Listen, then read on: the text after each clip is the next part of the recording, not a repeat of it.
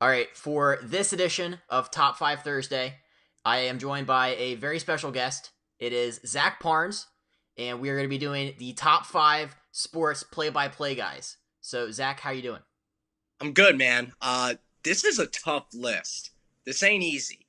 You have to realize that at one point or another, I might get thrown under the bus by a bunch of people for not even mentioning their names. But these guys are guys that are close and near to my heart and my style and everything that I try to go into with things. Yeah, I try to pick one from every major sport. The best part about watching just being a sports fanatic is you just get to listen to a bunch of these like broadcast goats right now. Like we're in a golden age of broadcasting, in my opinion, because the national guys for all these major sports, they're all just straight up gangsters. They're amazing. Well, I think across the board, you have a lot of guys with just longevity in the business, so they're familiar, and that's always important when we're talking about something that's intimate, as play by play. And I know that's a strange word to pick for it, but that's what it is. I mean, if you have one, maybe two, three people in a cast really talking to you about something, you want it to be some stuff that you actually like hearing and whatnot. And even if it's stuff you might disagree with, at least you respect the voice that it comes from. And these five guys all check that respect box, and then they also check a little bit of a flair and personality box that I like too. Oh, very well said. These guys, their voice is familiar. It's sometimes I will watch games only because they're calling it. Like if they're doing a national game, like if I'm like, okay, cool, I'll just flip over because he's doing it because they paint a Yeah. story with their voice, Zach. A story. A story with our voice. That is the lingo or the tail of the tape for any journalist who tries to do anything involving their own voice. So I'm with it. I'm familiar with it, but let me tell you once again, not easy narrowing this down. Absolutely. So you are the guest. I'm gonna let you go first. Who is your number 5 pick for the best sports play-by-play guy? That was so kind of you. And first, and this is a guy that for many a year, just growing up, I just remember knowing the voice, but not really knowing what this guy looked like. And I think it's always funny. And anytime I have a play-by-play story, I feel like it always comes back to number 5, Kevin Harlan. I just think that it's a guy who, has shown himself to just be absolutely tremendous as far as NBA goes. He's, the son of a former great Bob Harlan.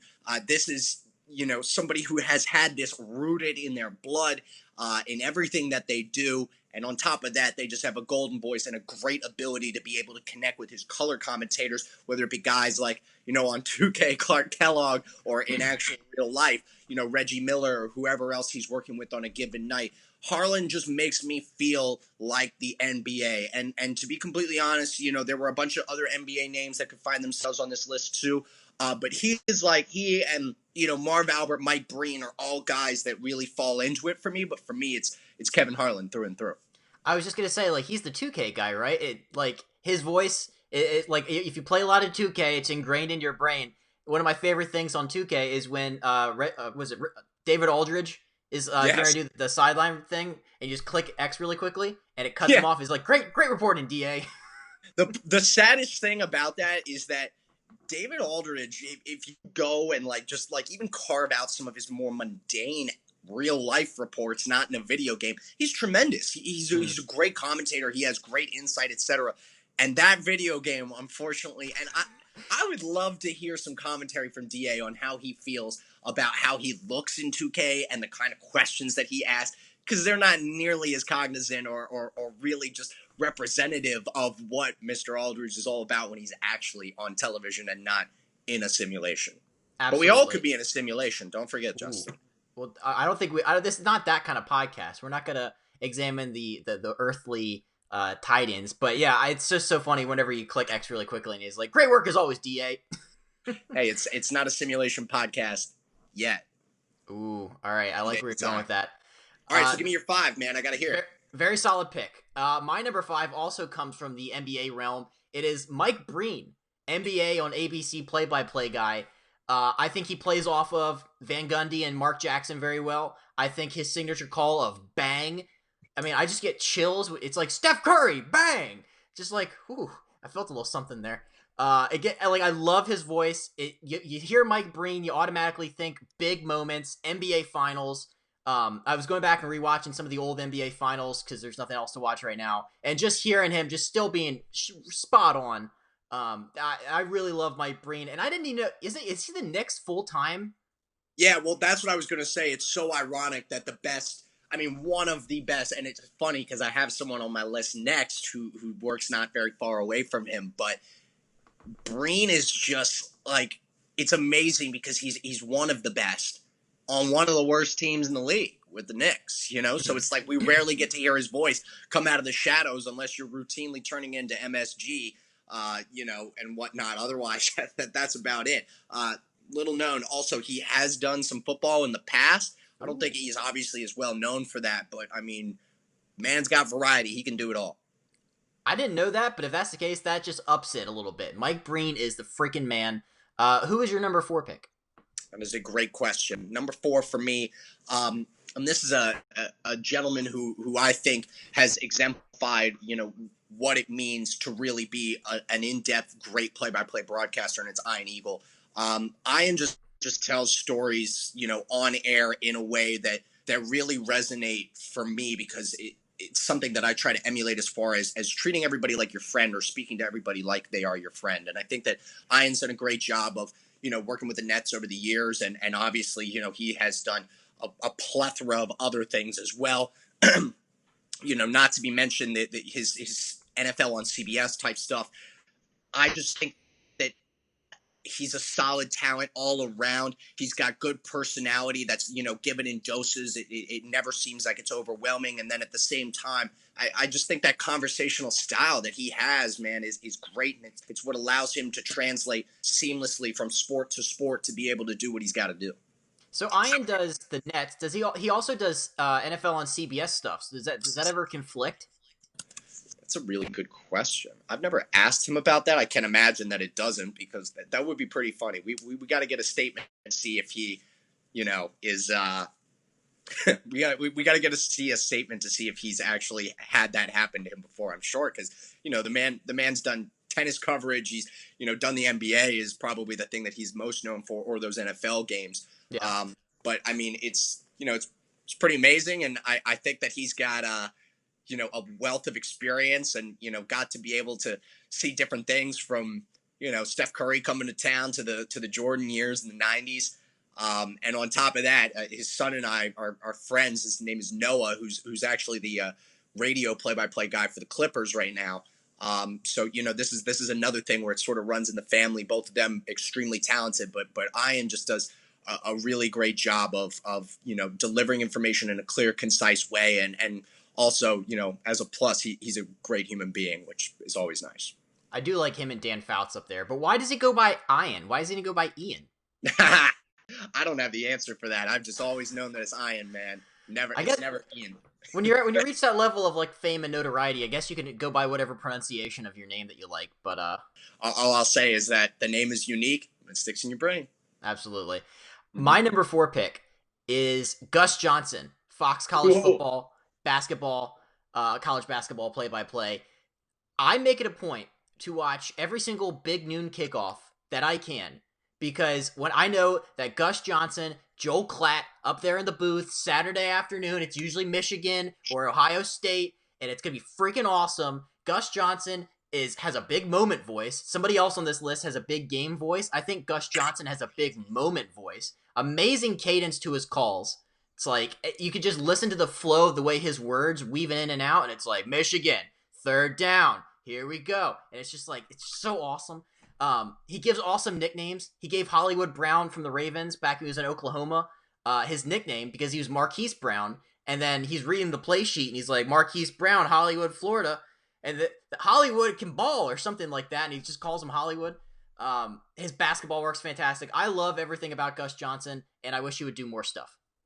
Gus is hilarious because it just seems like there are, you know, you talk about his cadence, but there's moments where he just loses it, man. Like he goes over the top, and honestly, I love it.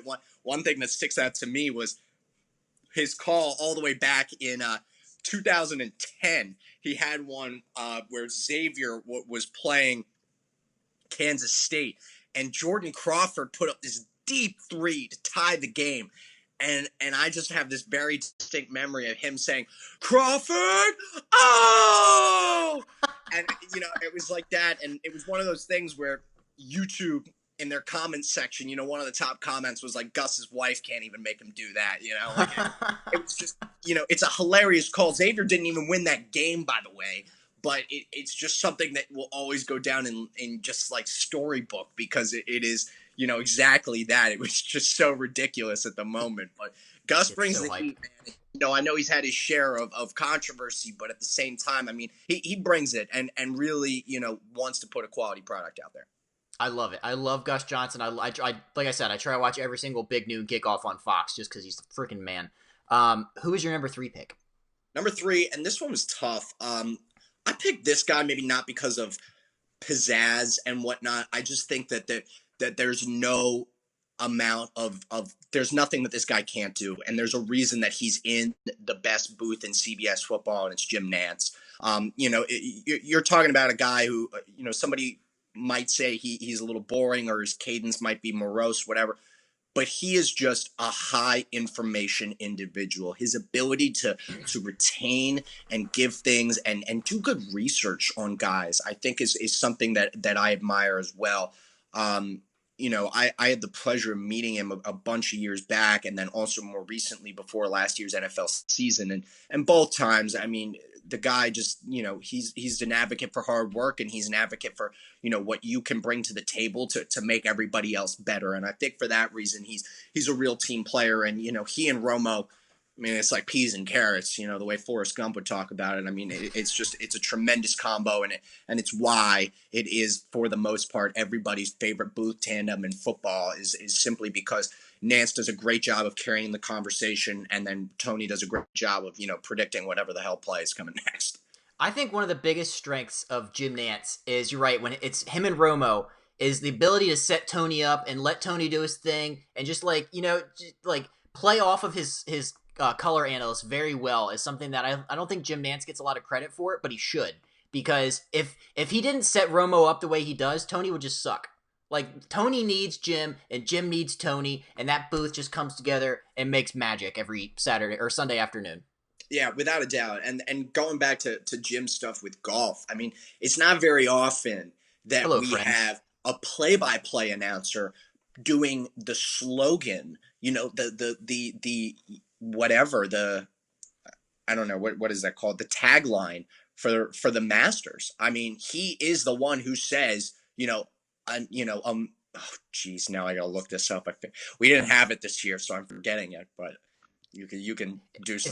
Is it not? I like when he says "hello, friends." Is that something different? Oh yeah, well it's "hello, friends," but hang on. A tradition unlike any other? Yes, thank you. Let's go. Pull that out of my head. Got it. You pulled it out of the hat. See, no Masters this year. I already forget, but I mean that is him saying. Jim Nantz is saying a tradition unlike any other. I mean, there's not many people who have gotten to be able to go both play-by-play and do the tagline for this event. It's really not a thing. I mean, you look across the board, nobody's advertising the Super Bowl with any particular, announcer's voice. Nobody's doing, the only other things I can think of are like, Sunday Night Football with Carrie Underwood. Like, right. It's not like the kind of thing where you attribute an announcer to also be the guy whose voice is resonated with that. So, are you ready for some football? What's his face? The country singer, Hank Williams Jr. Yeah, Hank Williams wouldn't do very well in today's climate, let alone 10 years ago. So it's probably good we got him out now rather than now. A little problematic there, Hank. But yeah, no, that's a great pick. All-time soothing voice. Listening to Jim Nantz talk is like taking a bath in warm milk. It's just smooth. I don't equate it to that, but you obviously don't take. If you tell me a bath in warm milk is all that it's chalked up to be, I'll agree with you. By the way, another podcast we could have just about how milk as a beverage is bad, terrible. Yeah, we get top 5 worst beverages. Milkshakes, ice cream, cool. Milk, no, cut it. Yeah, people who drink milk are weird. Exactly. All right, number 3. This one hits a little close to home, and I'm playing a little homer here. It is Gary Thorne, Baltimore Orioles play-by-play. Wow. All right, hear me out. Gary Thorne is passionate about whatever he covers. Last year, if you remember, the Orioles pitching was historically bad. And the New York Yankees would come to town, and Miguel Andujar would just absolutely own Orioles pitching. I think he hit like 7 home runs off of the Orioles. And Thorne would like verbally just go, "You got to be kidding me." He would just, "Stop pitching him. Walk him." He would do that in the booth. And as an Orioles fan, you're thinking it, but to hear Gary go and actually say that is fantastic. He's done big games. He did the World Series, like for radio, Stanley Cups, college football. It's somebody showed a clip of Bonds' 73rd home run, and I think Gary Thorne was on the call randomly. Like he's like the Forrest Gump of broadcasting. He just shows up in every big moment, and you're like, is that Gary Thorne? Gary Thorne's the man. It was Gleyber Torres was the one who hit 7 home runs off of the Orioles, not Andujar. But the point still stands. I should have picked up on that because I remember doing a highlight for that game. I don't know why. But that being said, Gary Thorne is like, I'm upset about that because the guy has a very iconic voice. I mean, it echoes, Orioles fans know who it is, but on top of that, baseball fans really know who it is because, I mean, this guy, you're talking about him being, the voice for Major League Baseball 2K, so extending into baseball culture even further than just Camden Yards. And then on top of that, I think that he's, shown himself to just have great longevity being at Madison for over a decade. I mean, he is a tremendous play-by-play guy, and it's a shame that more people don't know about him the same way that, other these national names that we're talking about. But I'm okay if you got to call a homer for an active guy right now, and the answer you end up picking is Gary Thorne because he's a really, really, talented individual. But on top of that, he's just so well versed in what Baltimore has to offer, not just the team but the city itself. I think we're a little bit spoiled right now with Gary Thorne calling games because I think whenever Gary Thorne calls it a career and we have somebody else doing full-time play-by-play, we're going to look back and say, you know what? 07 to whenever he retired was the golden years because his voice is awesome. He takes pride in the city, like you said, and he's just an iconic voice for Baltimore. So while we have Gary Thorne, you need to take advantage of that and listen to every Orioles game you can. Yeah, absolutely. And I think that, unfortunately, a guy like him may not go down in the same lore as, a Vin Scully who's been out there for, a major market. Now, obviously, Vin has been doing it a little bit longer than Gary Thorne has or was doing it a little bit longer. I'm interested to see who would take over for him.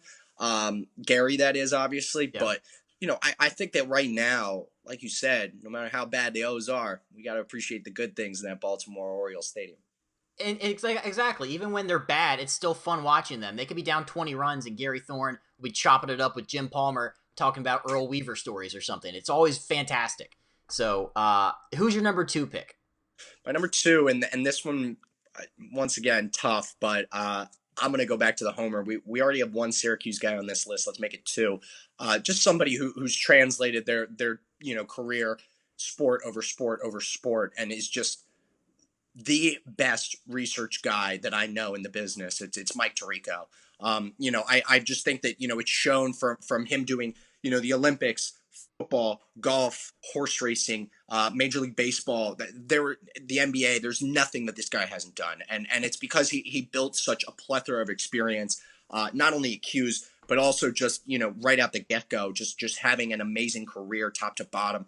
He is one of those people that, getting to know him personally over the years, he's one of those people that you feel like you can always reach out to him for help. And he's just a stand-up kind of guy. He's always just randomly back in Syracuse. I remember a couple times when I was out at a bar as a senior, and I'm doing flip night where you flip a coin, and if you guess it right, the beer's free, whatever. And I look to my right, and Mike Tirico's 6 seats down from me, and it's he's sort of more or less, I don't want to say he blends into the room because he's a certainly unique character, but I mean he's not a sort of out there kind of figure. He's just this is I like what I like, and I do it well, and at the same time I'm not going to put that out there. I'm going to let people come to me and chat, and I just think that the wealth of experience that he's been able to give me and also a number of Syracuse people has been tremendous.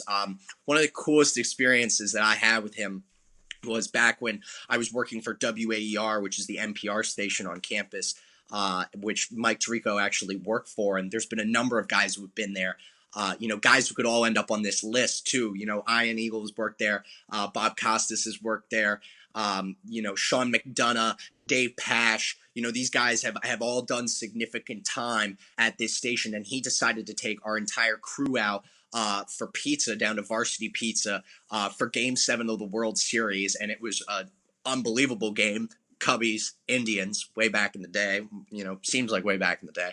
But, it just goes to show what kind of character that guy has, because he was just, willing to talk to all of us and just understanding that, he wants to be a part of the next generation of change. And then on top of that, this guy shows up everywhere with multiple binders worth of information, and he's just never lacking on any sort of history or, his dotting his I's and crossing his T's. He's got it down, man, and he's just a consummate pro.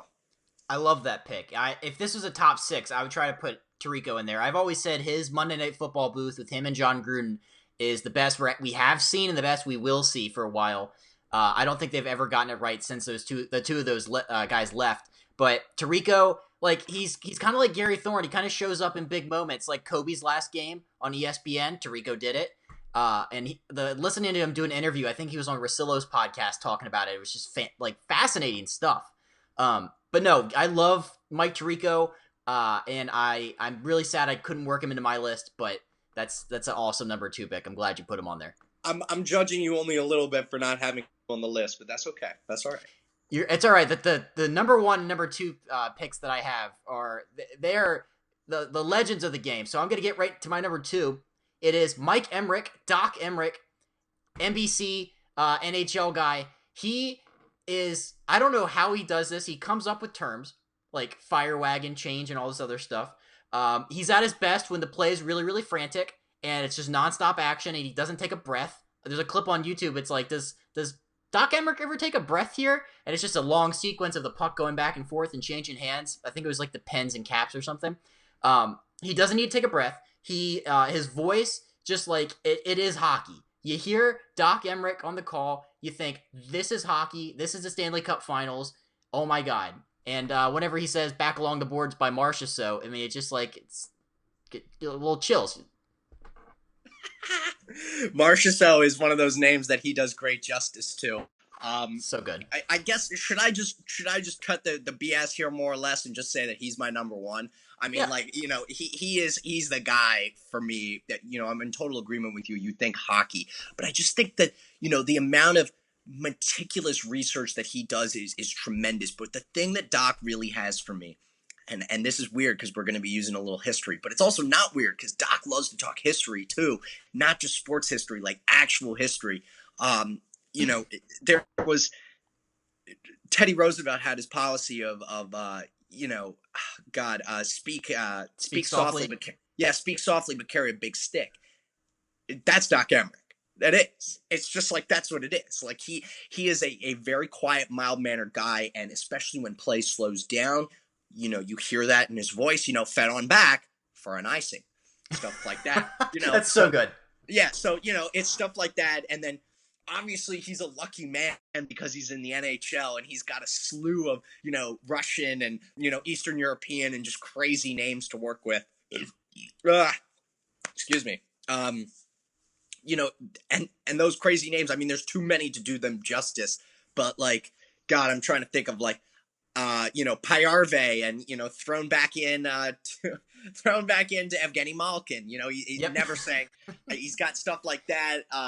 God, I'm trying to think of some other really good ones. Marchessault is a classic. Marchessault is so good.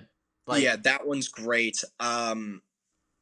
Taves, he's got these, names that are just, especially in the Cup last year, him just calling out, and Binnington, an unbelievable save. How many great Doc Emmerich little nuances can we think of, from the term like a howitzer, to that's that history that we're talking about. Who else is referencing a 1940s, artillery barrage instrument other than Doc Emmerich in sports? That's just how it is. And on top of that, once again, we go back to the names and just the relationships that he's been able to build in hockey. I mean, it makes everything so sweet for him and so well executed. And my favorite name personally, and I have no affiliation to Detroit, but my favorite name for him to say all the time was Pavel Datsyuk. Like I just love that. Like it was great the way that it rolled off his tongue. And I think that there's been so many iconic moments in my sports histories, especially as a Penguins fan, see him in the postseason many times. You know, just hearing him talk, back inside, thrown away by Bonino, back inside now to Kessel. Kessel bringing it inside along the ice, and he feeds into Crosby. Crosby shot long, and it's missed, but now it'll come back out, and that is an icing. Oh, that's so good. You do the little cadence because you're right. If when play stops and everybody's stopping what they're doing, he slows it, trails it off, and his cadence, like kind of like a little Gus Johnson, where it ramps up and it slows back down. It's master of words. One of the biggest problems for play-by-play guys, and this is something that I was taught when I was really young, it's just that you don't use your words very well in moments of insanity. You show your voice, right? And that can be sometimes a falling thing. And Doc utilized that perfectly. Like he never throws too much into his voice where he's got like a voice crack. And if something is madness going on, and I mean, he said this before on the air, where he's got 4 or 5 guys crashing up, it'll be just some situation where Pedersen down in below, and on comes Pavel Datsyuk, and it's chaos up against the backside of the boards. He's quick to say things like that, and the way that he's on top of every call, I think, is really significant. And there's no one who can sell me on a sport harder than Doc Emmerich, and Doc has a rich career in play-by-play that isn't just hockey, but I mean hockey is his bread and butter. So well put. I love your explanation for that. So Doc Emmerich is my number 2. He is your number 1. It is now time for the big reveal. My number 1 play-by-play / sports broadcaster is, drumroll please, Joe Buck. Oh, stop it. All right, stop. You stop it. I said that Gus Johnson has a big moment voice. Joe Buck has a big game voice. He World Series, Super Bowl, sometimes golf. Although we don't really talk about the golf that often. He is hilarious. Given it, like, he has a podcast right now called Daddy Issues. It is very, very funny. Joe Buck telling stories about his life is fantastic. And he tells stories about his time as the play-by-play guy. Like he peed in a trash can during an NFL game. Did you ever hear this story? No. So he was doing a game at the Packers were playing at like old Milwaukee County Stadium or something. I want to say it wasn't like an NFL field. It was like one of those weird. This is a long time ago, but like the bathroom was like a mile away from where the booth was, and the booth is like suspended above the field by cables or I don't know, some weird thing. But so Joe Buck is doing a game, and he's chugging coffee and water, and he's like, I have to pee, and he realizes that he doesn't have enough time to pee. And so he's like, all right, well, I'm going to have to pee in something. So he grabs a trash can, and he tells the crew to turn around. And he's talking through a game, and he's like, Brett Favre, and it's a touchdown, while he's pissing. It is an all-time story. An all-time story. The chemistry he has with Aikman and John Smoltz, which underrated combo, him and John Smoltz are fantastic. They like, those guys are like BFFs in real life, which you can tell. And I screw all the haters that don't like Joe Buck. He likes every team. He doesn't hate any one team. Well, that's why, and I'll say this, the only reason he didn't really make it into my list is because he doesn't strike me as like my favorite. To deny his talent would be stupid of me. This is a guy, if there's anybody who knows how to let a moment breathe, it's Joe Buck. He just knows how to, let the crowd take over a moment or let his commentary, dictate what's going on. And I do agree with you. He's got a big game voice. He's constantly in that Thursday night football Thanksgiving mesh. Like, that is a consistent name that you're seeing in there. He has consistently just been, a voice in baseball that has been very needed. And I think he has a tremendous amount of humility. For a very long time, there were people that said, you will never be as good as your dad. Yep. You are horrendous compared to your dad. And he's gone above and beyond to almost embrace that. I mean, you look at his Twitter bio, and it's like, I hate every team, especially yours. Like, so, he's got this sense of humor to him that is really great. Once again, I'm not going to deny his talent. He's not somebody for me that I look at and I'm like, that's who I model myself after, more so to say. Um, Probably that's why he doesn't make favorites, but I guarantee you, if someone, came up to me on the street and was like, name 3 play-by-play announcers, Joe Buck would be the first one to come out of my mouth. Probably not even maybe some of my favorite guys. Just because he is, that name. And I think that, his legacy is undoubted. And I think that, there will be a time where we do miss the commentary that he brings to the table, even the people that didn't like him so much. It's a fascinating story with him because you're right. His dad, Jack Buck, longtime Cardinals and national guy, like coming up in the shadows of such a legend. Like he had to deal with that early on in his career. All the haters he had to deal with. He almost lost his voice because he had hair plug surgery and it almost paralyzed his vocal cord. So he almost just never was able to do his job again. But he's very funny. He does like Funny or Die videos. He goes on Part of My Take all the time, which is I guess why I'm a little bit like partial to him, just because I've heard him like outside of the booth so often, and it's so funny. Right. Just like he's a funny person. I don't know. Yeah. But he is an all-time great, and whenever you watch old Super Bowls or World Series, you hear his voice, and you're like, "Yep, this is something important." Yeah. I think that there's a lot of guys that could have made it on this list, and I hate to do anybody dirty because I think that there's, so many people that for me could end up in terms of a talent capacity, just on a list that, we could just run with and just be like, well, these guys are all great in their own way. And for me, Buck is one of those people that falls in that category because he's just a resounding figure, and people will always know who he is, at least while we're around. And I think that that's something that's really important because, nowadays that there aren't too many, the voices might stick out, but the faces not really. And he's a face that definitely can be remembered. And, who knows? I'm eager to see who could step up and maybe try to take his reins to be able to do such big moments constantly. And there's not many that come to mind.